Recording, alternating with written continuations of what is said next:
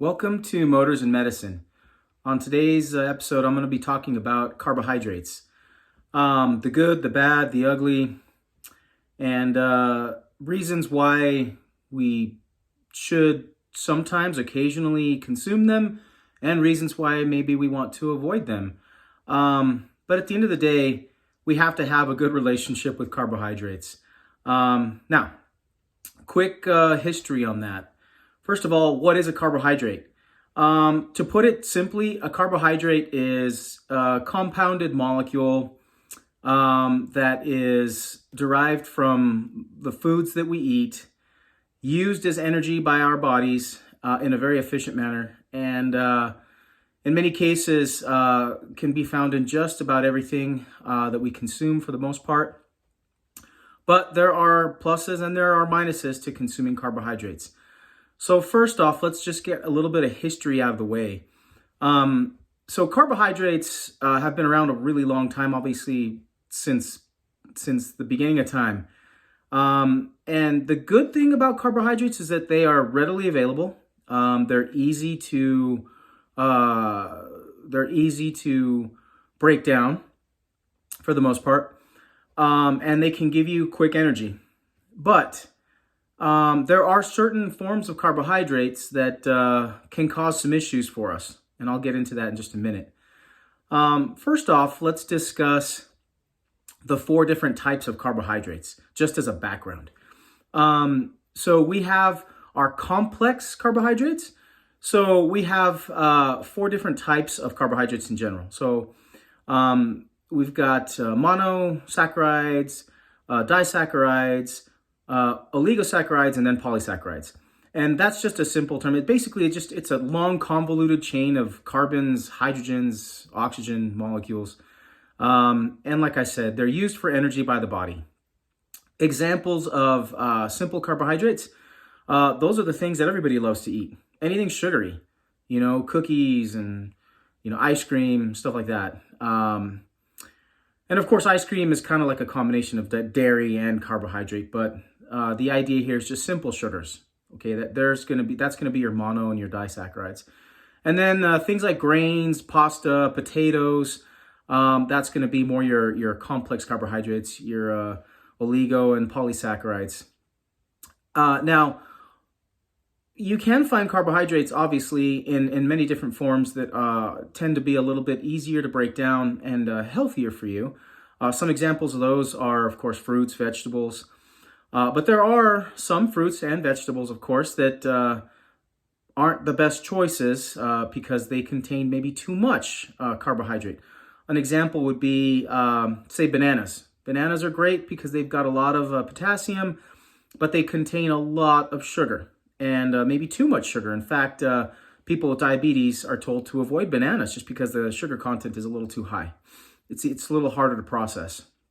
And then one of the vegetables, for example, one that I've talked about in previous videos is tomatoes. And we know tomatoes in the raw form are super loaded with lectin, which I posted a previous video about lectin and how that can affect your health and diet, and how it can make things a little bit difficult for your body to digest certain foods. So you got to keep in mind, carbohydrates, they're good for you, but they can also be bad for you. So it's a matter of trying to find a good balance, okay? So now, when did humans really start consuming carbs? Well, forever. I mean, they've been consuming them as long as humans have been around. But based on some of the research I've done on carbohydrates, it seems that grains especially became a mainstay back during like the Roman Empire and even before that. Primarily because grains are they're carbohydrates that can give you long sustained energy, which is a good thing. However, certain grains especially, which I again mentioned in a previous video about lectins, certain grains like wheat grains, dark grains, they contain a lot of lectin. And lectin is a hard thing to break down, and it makes your digestive system struggle. So your digestive system slows down a little bit. And most of the time, most people know this, at least maybe you didn't know this, but if you start thinking about it, anytime you eat, like, say, a big a big giant bowl of pasta, or if you have a whole bunch of bread, that stuff just sits in your stomach. It doesn't digest very easily at all, because of the lectin contained within that form of carbohydrate.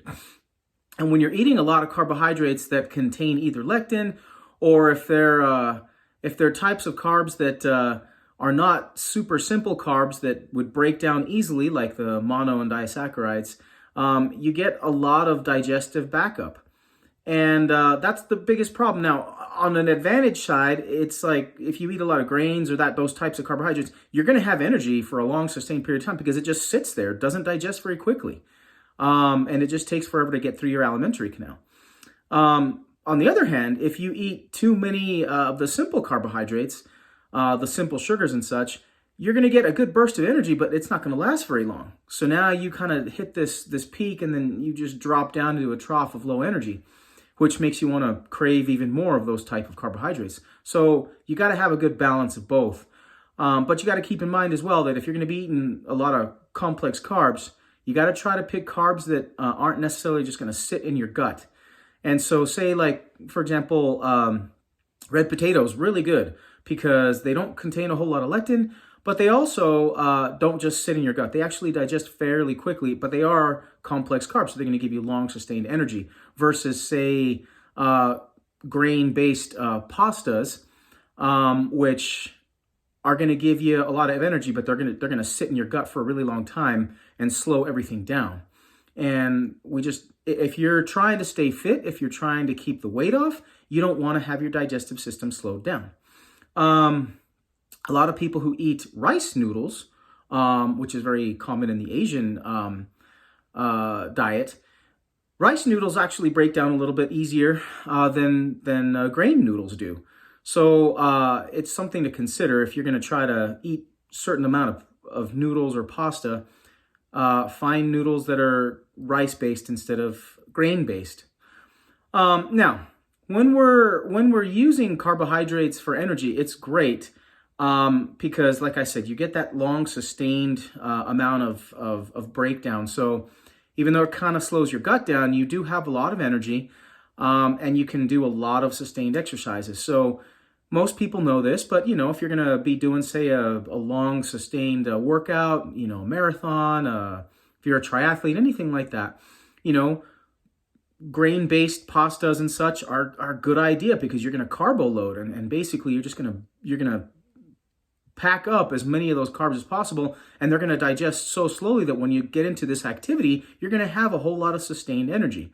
But on a regular basis, it's not the best idea just because you don't want your digestive system to be overwhelmed, nor do you want your digestive system to be slowed down to the point where you're just not functioning on a bowel standpoint. Your bowels are not moving as they should on a daily basis.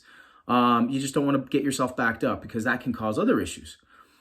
So here's the main take home about carbohydrates. They are good, but they can also be bad depending on what your end game is. Finding a balance is the tricky part because if you're trying to maintain a good healthy weight, you have to try to realize that carbohydrates, even though they taste fantastic and you really love to eat them, everybody does, you have to consider that if you're going to be eating too many of those grain-based carbohydrates, they're just going to sit in your gut for a long time. They're going to slow things down. And then the body, what it does is when you consume carbohydrates, and keep in mind, carbohydrates are basically found in everything that you eat, but when you consume carbohydrates, the body is going to use whatever is necessary to sustain whatever activity that you're doing at the time, but then the rest of it is just going to get stored. And the first place that carbohydrates get stored, because they're simple to break down, they get stored in the form of glycogen in your liver and in your muscles.